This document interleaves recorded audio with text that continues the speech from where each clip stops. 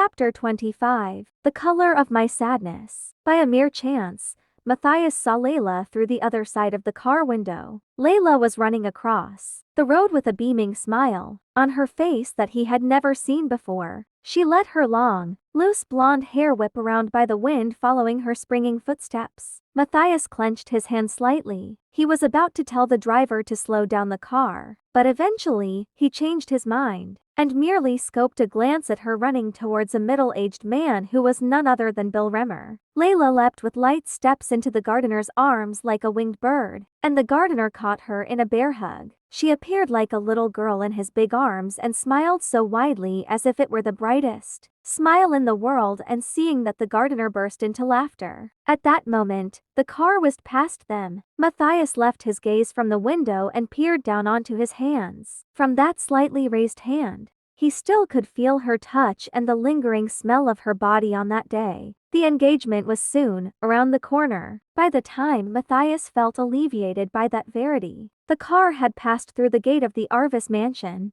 Layla's wish came true. Everything was back to being fine after Uncle Bill's return. Her adolescent sadness, the unpleasant memories of her horrible first kiss, all of her bewilderment and despair wound down as she was no longer alone. The days wore down, and the Arvis Manor began to have a more stately, jubilant atmosphere than it ever had in the past. Oh, don't even mention it. I'll serve all the greatest cuisine in the world. Madame Mona, who had barely made it to the forest, she leaned leisurely on a chair next to Bill Remmer and began to bleat in earnest. Layla greeted her with a cheerful smile. Is the engagement ceremony already tomorrow? Please, don't use the word already, Layla. I hope that. No. I'm simply hoping for a quick ending to this engagement ceremony. It's tomorrow. Layla muttered quietly, then smiled again. Yes, Auntie. I will wait for it. Ever since that day, the Duke had never once set his foot in the forest. Pleased to state, it was a glee for Layla to know that. I like chocolate cookies. And raspberry cake too. I'll bring you a bulk of chocolate or raspberries. How can I repay you? Asked Layla. Repay. Just eat a lot and grow up well. Do I have to grow up to be as big as Uncle Bill?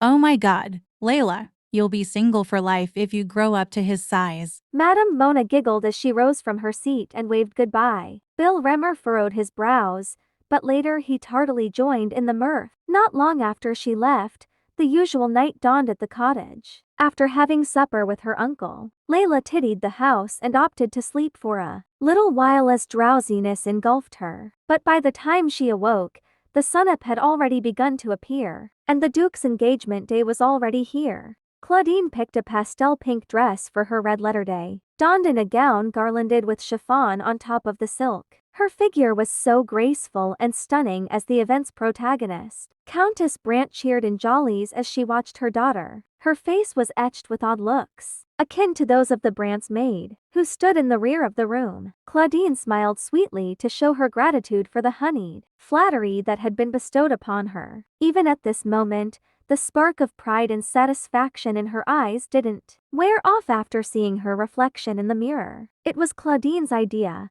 holding the engagement ceremony at the Arvis Manor. Aside from wanting to show respect for the Herhart family, Claudine wanted to assure through dint of her presence that she was gonna be the Arvis's next duchess. Marie, is she still not here? Claudine turned slightly and asked the maid as she wondered. She should have arrived by this time. Oh, look over there. She's coming from the garden. The maid hurriedly exclaimed, and Countess Brant creased her brows as she looked out of the window. Layla Llewellyn was seen ascending the marble staircase bridging the rose garden to the mansion, carrying a basket of flowers in her hands. Goodness me, Claudine. Did you bring her in again? It's okay, Mom. Claudine calmly lulled her mother. I merely need flower ornaments in my hair to make them look nice. Is there a reason why it had to be her? Well, there is no specific reason. Claudine shrugged her shoulders, then stepped in front of the mirror once again. Her face reflected in the mirror was no longer smiling.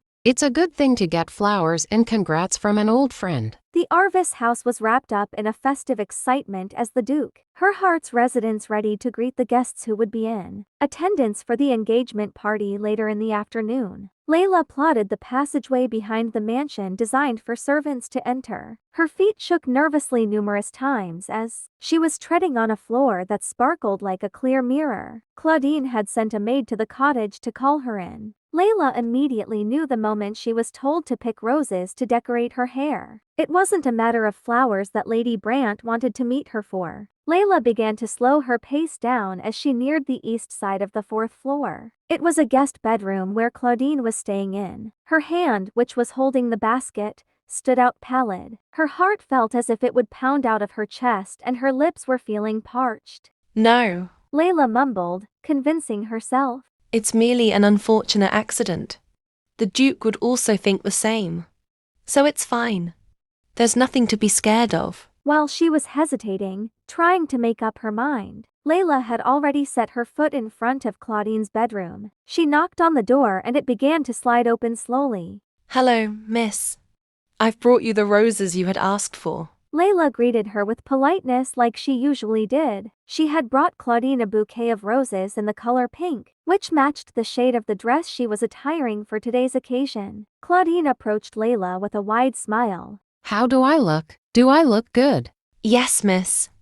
You look beautiful. Layla answered wholeheartedly. She would be lying if she said she wasn't. Claudine's beauty today was undeniably as beautiful as a blooming rose. Before, I was very anxious, but now that you have said so, I feel relieved. Do you think Duke Herhart will think the same too? Yes, The Duke's name that came out suddenly from Claudine's mouth made her flinch. I'm sure he will. A faint tremor was noticeable in her voice. Layla felt woefully pathetic, as if she were a child who had done something wrong. Their kiss was an unpleasant incident, but she couldn't rule out her feeling of guilt, as if she had become a shameless thief who stole Claudine's fiancé. Layla could see that her pride she had puffed up and toiled for in front of Claudine for so many years had been shattered, making her look shabby at this given time. Claudine gave a sideways glimpse at a maid to accept the rose basket, and as if it were a natural thing, she gave out a handful of gold coins to Layla. The amount of money she gifted to her today was more than usual, and knowing it just served to wound Layla's heart even more gravely. What are you doing? Why aren't you showing your gratitude? The frowning maid rebuked her. Layla quickly bowed her head while tightly gripping the money in her hand. She didn't feel insulted bowing down to Claudine, as she had repeated this stance countless times, since she was a child and had been used to it. Thank you, miss. Thankfully, Layla was able to convey her thanks calmly. Claudine, who had been staring at her with a deadpan face, soon regained her bright smile. No problem. Instead, I should be the one to say thanks, Layla. Thanks to you, this engagement ceremony will turn out to be perfect. Claudine turned around as she was done with the talk. Layla gasped a big sigh and rushed out of the room in a headlong dash. What was buzzing around inside her head right now was the urge to get out of this uncomfortable and unfamiliar place as quickly as possible. But she couldn't act in a reckless manner inside the mansion. Before walking down the corridor meant for workers at the quickest possible speed, she was about to walk through the passageway's entry door when a surprise caught her. Just as she was about to turn the corner, she crossed the path with the Duke who had come up the stairs. It looks like you've been doing Lady Brant's errands, Layla. Butler Hessen, who stood behind the Duke, spoke with a gracious smile. Layla greeted him back politely. She only wanted to go ahead, but the Duke stopped still and lowered his gaze on her. Her cheek blushed. She bent her head even deeper as she dared not to make eye contact with him. It was just eye contact, but her heart was erratically pounding. While the Duke looked fine, as if he couldn't care any less, it seemed he had forgotten everything that had happened between them. How foolish of me. How could my heart throb in snatches of a man like him? The Duke walked past her just as she wanted to run away unmannerly. Only after she could no longer hear the stomping of his shoe steps did Layla dare to move her feet and leave the mansion. After completing her errands, Layla returned to her daily routine. As the evening drew near, the guests invited to the engagement party began to flock to Manor. In contrast with the rollicking mansion, the little cottage loomed peacefully deep in the forest as if it had been sojourned in another world. There, Layla lived her life diligently. After all of her house chores were finished, Layla took a leisurely walk in the forest. She was enjoying her stroll before long. She realized she had arrived at the riverside. Layla clambered her favorite beautiful tree to watch the evening scenery. Laid bare on a windless summer day, the awe-inspiring view surrounded her. Birds were soaring above the sky, the red-tinged shelter river drenched in light by the setting sun, and a white swan like an X floating on it, all of which led to greater beauty of the scene. Her eyes were drawn to all of those beautiful things. As the sun set, a few thin strips of the cloud on the horizon turned shimmering gold. The clear darkness of early nightfall settled over the sky like the blue candy she remembered from her childhood. The thought came to her, the Duke's eyes were likewise the same as those colors. Your blue eyes are the same as the color of my sadness. Layla laughed a little as she somehow was feeling dejected. Then suddenly, she sensed someone's presence approaching her. Kyle, Layla shouted with delight when a familiar face standing underneath the tree. how did you know I was here?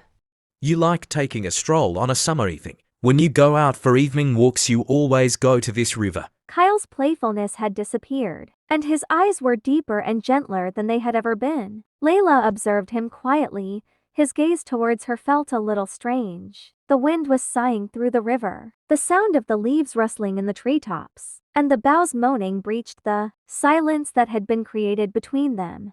Layla, Kyle opened his lips after a while. Layla replied by tilting her head a little as she waited for him to speak. let's get married. Those overly unrealistic words were torn asunder on a gentle evening breeze. Layla was dreamingly dazed in disbelief, but now Kyle said it once again, this time with a more serious tone. Let's get married, Layla.